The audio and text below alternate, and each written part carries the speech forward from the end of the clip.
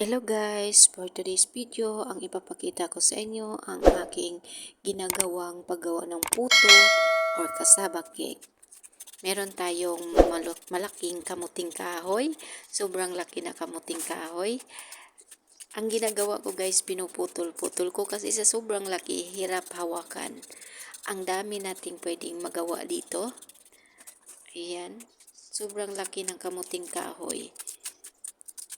Step by step lang guys, ipapakita ko dito kung paano simula nung paglilinis hanggang sa natapos at ginagawa ko ng puto o cassava cake. Huwag niyo pong kalimutan guys, mag-subscribe sa aking channel para updated kayo sa aking next video. Thank you so much. Ayan lang guys, simple lang ang ating gagawin dito sa paglilinis pero medyo mahirap ang pagbanggod. Yung binabanggod na yung kamuting kahoy kasi matalas yung ginagamit natin. Tapos ito namang yung kamuting kahoy natin, sobrang laki. Ang laki ng nung bunga ng ubi niya. Ang tawag nga pala dito yan guys is ubi kayo. Pero wala akong nakikitang gumagawa dito ng puto tulad sa Pilipinas.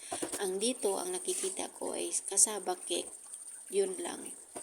Cassava cake, cassava plant. Pero yung mga puto-puto, wala yan dito. Hindi sila gumagawa. Sa Pilipinas lang na maraming maraming style sa pagluluto. Maraming ginagawa.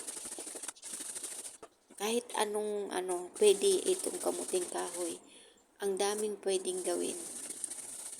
Ito yung pinakamahirap guys, yung sa pagbanggod kasi natatakot ako dyan sa ginagamit ko. Sobrang talas. Isang pagkamali mo lang dyan or madulas ka, sugat-sugat talaga yung kamay mo. Kaya maingat ako dyan. Pagkatapos ng binabanggod natin guys, inalis natin yung gata, yung yung katas ng kamuting kahoy, inalis natin.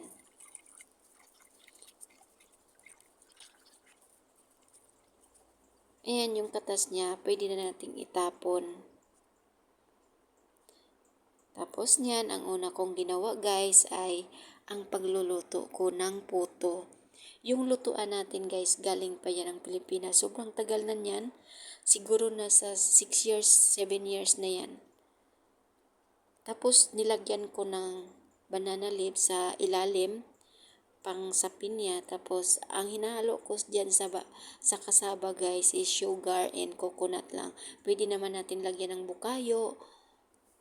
Yan. Grabe guys, nakagawa tayo ng puto. Successful ang ating paggawa ng puto. First time kong gumawa nito guys. Ayan, di ba luto na? Kita nyo? Ganyan. Sobrang sarap guys nito. Minsan-minsan lang natin kinakain. Kaya feel natin yung sarap. Tapos ang sunod kong ginagawa guys is cassava cake. Napakasimple lang ang mga ingredient. Madali lang gawin. Ang hinahalo ko dito is fresh milk and condensed. Nasa inyo na kung gaano kadami yung condensed kasi pag sobrang daming condensed, sobrang tamis. Kasi meron pa siyang topping na caramel, sugar din yon kaya katamtaman lang ang ilagay natin. Ayan, nilagyan ko ng condensed.